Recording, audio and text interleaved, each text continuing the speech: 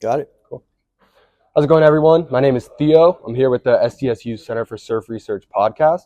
Today we're here with Eric Huffman, better known as Bird. We're in Bird's Surf Shed, one of the coolest shops I've been in. We're just going to have a little chat today about Bird and his story and how the shop came about. So firstly, our first question is just what was it like growing up here in San Diego in regards to surfing, in regards to your entrance into the surf shop world? Sort of like, what was that like being in the SoCal area as a kid? Epic.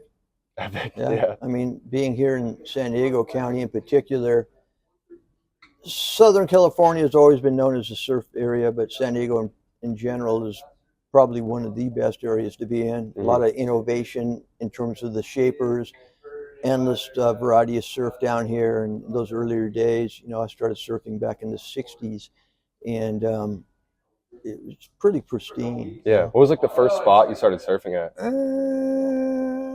Probably the first spot was Pacific Beach. Pacific Beach. Yeah, a little bit south of the pier. But it was pretty different back then. Yeah, it is and it isn't. I mean, people-wise, it was a little bit less crowded, quite a bit less crowded, but still there was crowds. Yeah. I mean, the surfing popularity in San Diego has always been pretty significant, but the outer areas, so to speak, some of the reef areas, they weren't as easily accessible back then, and so people didn't seek them out. Yeah.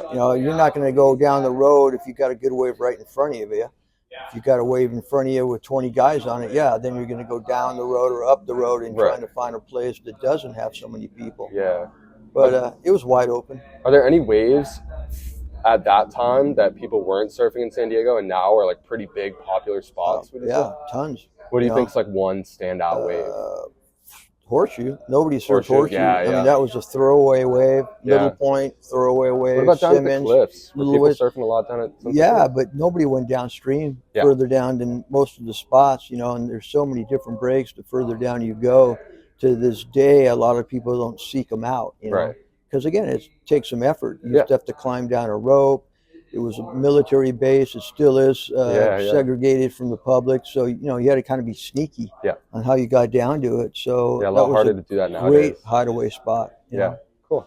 Yeah. When you were here as a kid, did you work in any surf shops? What was sort of your entrance into like the working in the surf industry? Yeah, I started working at a surf shop when I was 12. Oh, wow. Right. So that was 56 years ago. And that's all I've ever done is worked at surf shops. So my neighbor, I've got 8 brothers and sisters. And I grew up in Mission Hills, a couple miles from here. So my brothers got into surfing. I got into surfing, and the owner of one of the best surf shops in San Diego, Phil Casanola, he owned Select Surf Shop. He lived about 2 blocks away from me. Oh, cool. So my whole thing was, if I wanted to get good surf equipment, I'd better work within, the surfing industry or the surfing community, because you got 8 brothers and sisters, you're not going to get anything. Yeah, you don't. Yeah. So, that was the way I integrated myself in. If I could get a ride to Pacific Beach, then I could always be assured that my next door neighbor, boss, cohort would give me a ride home. Right. So that's how I integrated myself into surfing. And then, so you worked in that shop when you were 12. Was that like you were just front desk, like helping people out and all that? Yeah. I mean, making leashes when leashes became available, taking fins out of boards back in the day when glassed on fins were prevalent, but you had fin boxes, but there was no way to remove the plates. Right. I mean, anything I had to do. The usual sweep up, wax off boards. Yeah, you got to start there. Yeah, now you're here. There. So I still do it. Yeah, right. Isn't that right, Colton? You'll still see me cleaning up boards in here. Yeah. So for me, it's always been kind of part of the experience. And then how did that, like, what was that track like? How did that transfer to where you are today? I'm sure it's a long story, but it was just a continuing evolution. I did work at a pizza joint at the same time I worked at the surf shop. I worked at Vaughn's, night crew at Vaughn's, but I always, kept working at shops to the point where I got into the managerial, aspect of it. Went and managed La Jolla Surf Systems in the very early 80s. And then I started my own in about 82, 83, and I've been pretty much on my own or working with a couple partners I've had over the years for the last, 42 years or so. Nice. And then random sort of question, but how did you get the nickname Bird? Well, the nickname's again, 8 brothers and sisters. We all had nicknames, Bird, Fang, Leap, Tiger, Burp. I mean, everybody had a weird little Yeah, nickname yeah. kind of a deal. So my older brother Rex, he was the original Bird, and he had a pretty good sized nose back then, and he fell off the monkey bars. He kept breaking his nose, so it went to from beak like bird beak, and then it No. went to beak, and then it went to bird, and then it ended up developing into what it is kind of now. And it's everybody was a bird in those days. It was just kind of like instead of calling somebody a dude, Calm bird. yeah, if you kind of followed in the social circles, surf circles we did, it was hey bird, what's Yeah. up bird? Everybody was kind of a bird, but it just kind of Yeah. gravitated down to me. I was Now little you're the bird, bird. and then I'm the bird. But Yeah. my brother Rex, he's still on the scene. He's the real bird. Yeah, yeah. So I know Bird Surf Shop Yeah, here, you guys sell boards, you sell different goods for surfing, but also you have a huge collection of boards. yeah. What was your introduction to collecting boards? I know I have way too many boards right now, but it's nowhere close to how many you have.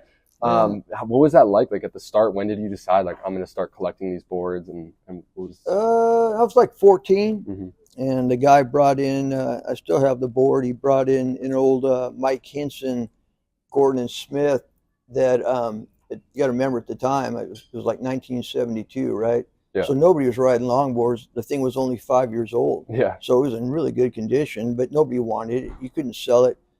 So I ended up trading him a pair of trunks, like $15 board shorts No way. for the board. And then I just started gathering them, I Mm. never went out looking for them. I don't go out to swap meets or garage sales. I don't go to auctions. I don't do any of that. Just when you run into them? It's everything that comes in, if it gets passed on down to me from somebody over the years, or somebody brings it in for a trade-in, or I particularly like the model, I'd buy them. Yeah. So now I guess I'm up to probably about 1,200. Jeez, that's wild. It's too much. Yeah, yeah, that's so cool though. Yeah, it's sensory overload. Do you remember when you started sort of gathering or collecting them? Was there one board you got where you were it was a grail? It was your first board where you were really stoked that you found one? Well, I always go back to that Hinson just because it was a good rider and the way I got it, and that was the initial board. Yeah. But since that time, a lot of what I consider to be my grail boards are boards that were built for me maybe back in the 70s that I've kept all these years. Yeah. Some I've gotten back, and then occasionally I'll get something in. So they're special to you personally? Yeah, they're definitely special. Most of the boards in here in the whole shop, you can say I've got 1,200. That's just a number. Of those 1,200 boards, the majority of them aren't worth a lot of money. Yeah. And I never got into it whatsoever, anything to do with the money. I got into it because every board tells a story. Right. Either who shaped it, where it was shaped, when it was shaped, who wrote it, where, all these There's variables. so much depth to it. Yeah. So much depth. So I just started gathering them, and now they're just randomly displayed here. Yeah. And, people go, what about this one? What about that one? And sure, we'll go down the line. I'll point out a couple to you if you guys want to do it later. That'd be awesome. I just like having the history on them. Yeah. It's so important to me to have people being able to be recognized long after they're gone. Right.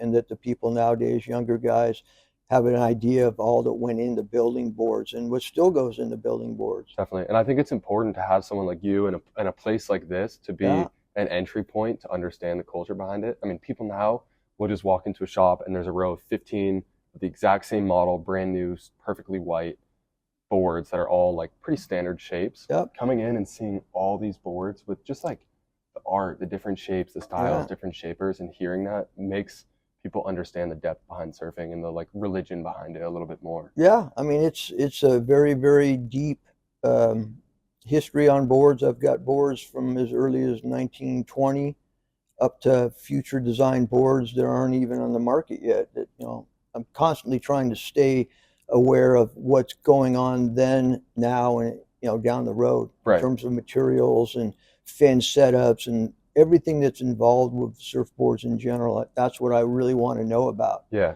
Because there is no surfing without a board. Yeah. What do you think the biggest change, you're talking about different styles, fins, all that stuff, in the last 10, 20 years?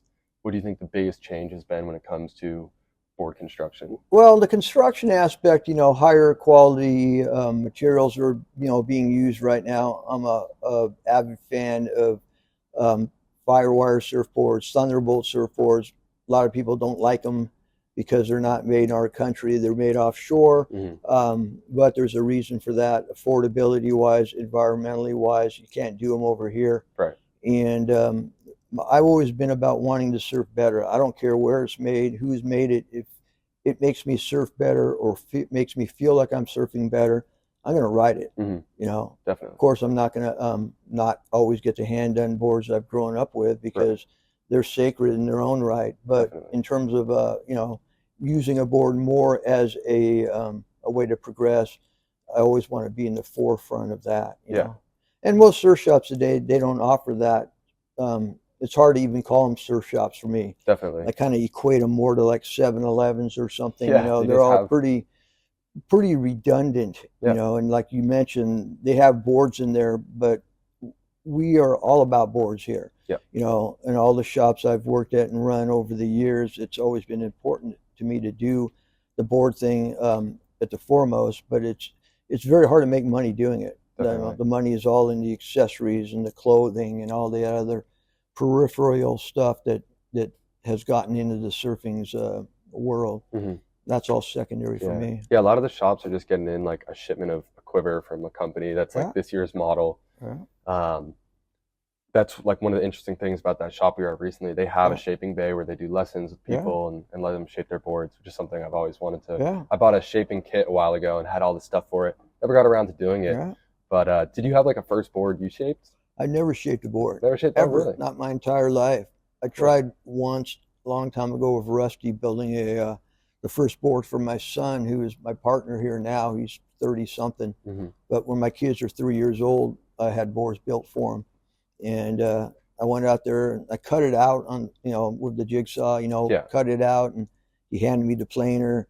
And I just freaked out, started sweating bullets, and Rusty, the big man, just goes, "Bird, you're not cut out for it." It's an art. So I've never done it. Yeah, I don't think I could do it. Serious art. No. But we have a shaping bay here too. I have two, world-renowned shapers that are shaping out of it. Awesome. One recently, Dane Purley, recently went down to his own shaping room down the street. I've got Larry Mobile, aka Lermo. He shapes out of here when he's up out of Baja. Awesome. So we always want to kind of keep our hands on that shaping aspect of it. And it's important. Being in a shop like this, like walking in here with all these different shapes and all these different boards, that creates such an interesting atmosphere to be shaping in. Like they're shaping within a culture that is really highlighting all those different shapes and everything. I mean, I could name dozens of people that are well-known shapers that have come in here and been inspired or grabbed boards to pull templates off of. In general, I don't like people coming in and pulling templates off the boards. But if they're legitimate board builders, it's kind of a tribute, I feel, for some of these guys to grab a board. And if they want to advance into modernizing a shape, this is a good place to get the fundamentals down, and then they can kind of recreate whatever their version is. Yeah, as long as they're holding on to that like heritage of the board and they're not identity. abusing it, Exactly. Yeah, I think it's definitely like circumstantial when it comes to that. And that's kind of part of the reason why it's here too. So people look at it as a museum, but it's really not. It's more a library. If people come in, they can borrow the boards, take them off the wall. They want to ride an old Stevie Fish or a Skippy, longboard or whatever, old caster, twin fin, quad fin, anything. They can generally come in here and I can find them something they can ride, and then that will contribute to their growth. And at the same time, if they're shapers, hopefully they'll take some of the knowledge that they've gleaned from riding those boards and put that into a conventional way. Yeah, and boards are meant to be ridden. And I'm sure like the shapers of these boards, wherever they're at now, they would be happy to know that people are still riding their boards and still out there experiencing experience that they created for someone to have in the ocean. No doubt about that. The boards have lives. Even the boards that are made offshore and so forth that aren't as hand shaped or whatnot, every board is unique.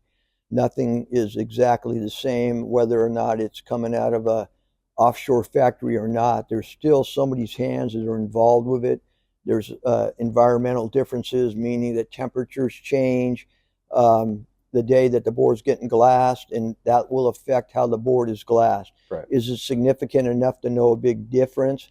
Probably not. Yeah. I mean, I'm a pretty avid surfer, and I can't tell a big difference on some boards, Yeah. but it's there. Yeah. And that's the reason there are such things as magic boards. Right. You can have 5 boards shaped at the same time by the same guy on the same day, glassed by everybody, and out of those 5, 1 or 2 is going to be perfect for you, and the other ones you're not going to dig, but they'll be perfect for the next guy. Right. It just might be the one. Yeah. Yeah, they have soul. Surfboards have soul. It's interesting. There's not a lot of other products that are made to interact with nature in the way that surfboards do. Guitars. Guitars, yeah. Guitars are, musical instruments. They're meant to like interact with your mind in a creative way. And I think boards, it's a similar, like almost spiritual connection where you're creating something to interact with a unpredictable element of nature. And I think it's interesting how each board can have its own sort of experience attached to it. There's an old man inside of your young body. Yeah. Because you're thinking, exactly the way I've thought my whole life at the same time. So it's really good to see that awareness is still out there. So, I commend you for, having that attitude and wanting to spread what's, the most important thing in surfing is the essence of the surfboard. So, yeah, good on you. Do you have a favorite like era of surfboards throughout your time in collection? Like a favorite era of shaping? Because I know boards have changed so much throughout the last 40 or 50 years. Especially with things like shortboards.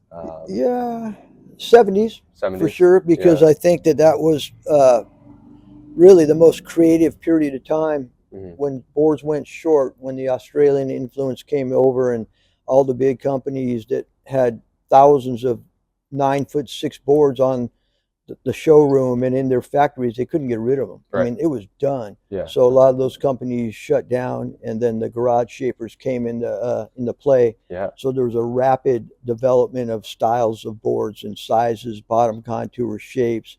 A lot of it was bad, but because they were just trying everything. Everything. I mean, it would change. Like it cost you $30 to build a board, $50 maybe.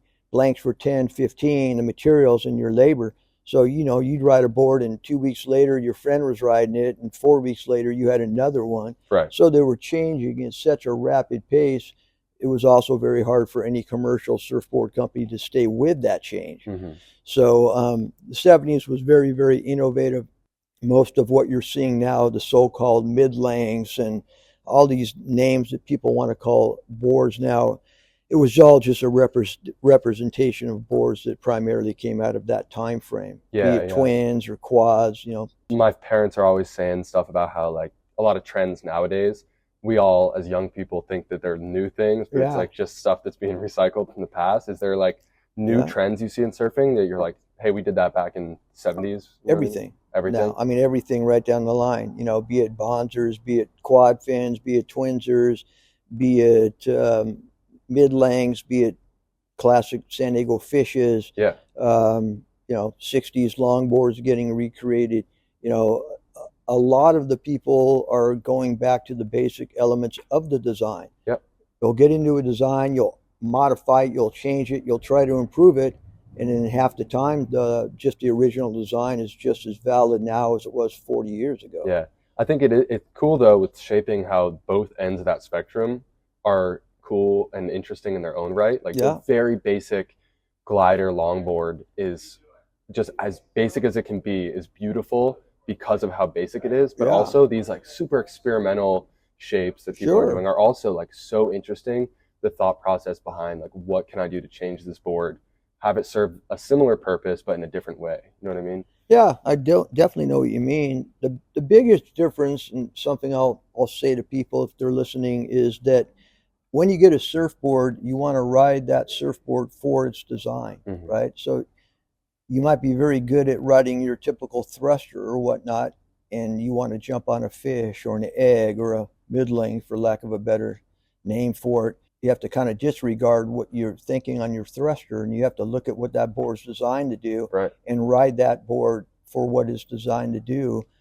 You're not going to be able to bust a tail on it and do things that you're used to doing. And if you want to do that, ride the boards that do that. Sure. But if you're going to step into a different genre, say at a fish or whatnot, you don't want to force that board to do things that it's really not designed to do. Right. If you're a good enough surfer, the top guns, Rasta, major talents, they can take a board and enhance what it can do. But for the majority of people, they don't get the benefit out of that design. Yeah. And that's a shame. So Yeah. you got to really be careful on when you're getting a board to look at what it's designed to do and then try to pursue that. Yeah. And learn from that. That's also another special aspect I think about surfing and just like surfboard shaping in general is that with other sports like skating, for example, Yep. a lot of time it's a standard skateboard nowadays, and you are manipulating the board in whatever Yep. way you see fit. With surfing, when you get in the water, you're right. You have to understand the board that you're riding, the way it's meant to be ride, and the waves that you're in. I ride a fish. I've ridden a fish my whole, the last 8 or 9 years. Yeah. That's what I love riding. But now when I get on a thruster, I don't know what I'm doing. You know what I mean? And Yeah. it's so difficult for me. Well, I mean, I went through all that. I call them the Slater years. They were dark years, the early 90s, when Kelly was on the go and boards were 17 and a half inches wide, 2¼ inches thick. They looked like elf slippers, ultra rockered out. I mean, for about 10-year period of time, a lot of guys I know just flat out quit. Right. Because were those boards just unrideable? Yeah, they're unrideable. Yeah. And consequently today, all those boards are unsaleable again. Right. Whereas boards from the 70s, the 80s even, you could ride them then and you can ride them again now because there was more volume in the boards and the overall designs were a lot more user friendly. Mm-hmm. So surfing's at its best right now in the 60 years I've been doing it, because anything's good, whatever you want to ride. And that goes beyond just a surfboard in general. I don't care whether you're riding a mat or you're riding a hand plane or you're riding a boogie or a pipo, or even those guys that like to use a paddle. That's all riding waves. Yeah. Body People are getting surfing, in the water. They're interacting with the ocean absolutely more than they ever have. And take it for wherever you want to take it. It's still a way of riding waves, and that's still surfing. So that's good. I like to see people riding different things and, having the chance to go from a 5'6" fish one day to a 9'6" nose rider from the 60s the next day. So yeah, experience all that's out there and learn from it all. Yeah. Part of the way I see surfing is like an entry point into an experience with the ocean. Yeah. And connecting yourself with nature and with an environment you have no control over. And so seeing people find their own way of making that connection is awesome to see. 100%. People, I think, you can correct me if I'm wrong, but 40 years ago, maybe there was only a very select few ways to get yourself integrated in the ocean in the surfing world. Like there were a few different board shapes you could ride, and that's like sort of the way it was. And nowadays it's super acceptable to go out there, boogie board, go body surf, go try stand-up paddle boarding, wing foiling, whatever it is. There's so much going on. It's fruit salad out there. Yeah. It's like throw it in the mix, it's all good. Try it. Some you're going to like, some you might not like, but it's all valid. Yeah. Depending upon, what you want to do and where you want to get out of it. Nowadays, at the age I'm at, pushing close to 68, when I get out there, which is still somewhat frequently if I'm not injured, it's not, again, it's never been about wave count for me as much. Maybe when I was younger, I just want to be out in that environment. Right. I might catch 4 waves in 2 hours. I don't care. Yeah. Because, again, I'm just wanting the experience, just the freedom that it gives you in terms of your mind and soul, looking at dolphins swimming, the environment, birds flapping. And I like to sit further out. I don't like to sit in the crowds. That becomes kind of disheartening. Yeah. But it's the overall adventure of surfing and the interaction with it that it's never going to get old. The draw of it, I think, for a lot of people isn't necessarily specifically the moment of riding the wave. It's the experience of going out there. There's something meditative, there's something spiritual about it that brings you to the ocean over and over again to usually not catch too many waves. I just saw a Surfline article a while ago. They pulled all the data from everyone's smartwatches that use Surfline. And I think the global average for the percentage of time you spend on a wave in a session was 4%.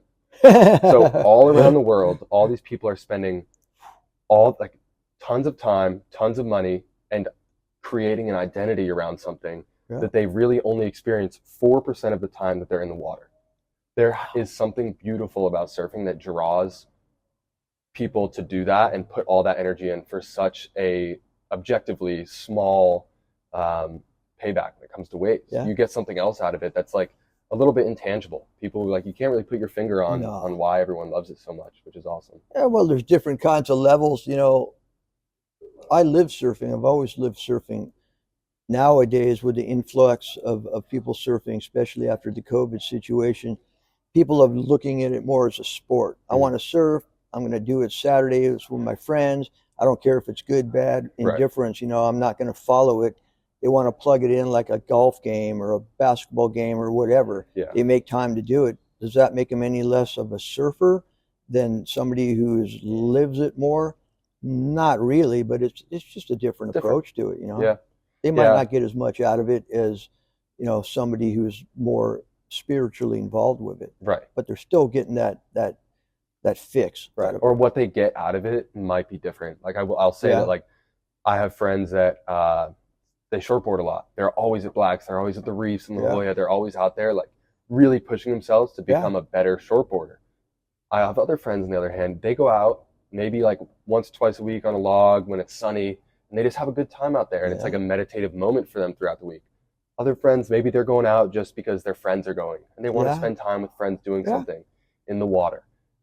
Everyone's got their own like root reason for surfing, and that's like an interesting part of the draw to it. Yeah, you could analyze that here to eternity and never get every answer correct. Yeah, definitely. Do you have a favorite year of surfing here in San Diego? Like a year where the swell was just nuts, or the waves were real good, or you just surfed the most that year, or anything like that? 1983. That sticks in my mind. Might have been 82, but it was just a solid year of big surf at a time where I was obviously younger, had the max best equipment, and I surfed hard that year. You were ripping? Nah, I mean, I've never been a ripper. I mean, you do anything long enough, you get okay at it. Yeah. But I think that's most of the surfing crowd is like. Yeah, I mean, they just want to have fun. Yeah. Again, it's not who's getting the best waves or who's ripping the most. Sometimes from a standpoint of performance, as much as who's having the most fun. Right. And who's getting the most out of it. Yeah, I mean, that's always the way I've kind of looked at it as. Again, I'll ride weird equipment. San Diego in general is different in that aspect because when boards went super high performance, San Diego always didn't go that trend as much. We always still rode eggs. There were always longboards being ridden down here. Fishes never fell out of focus. Right.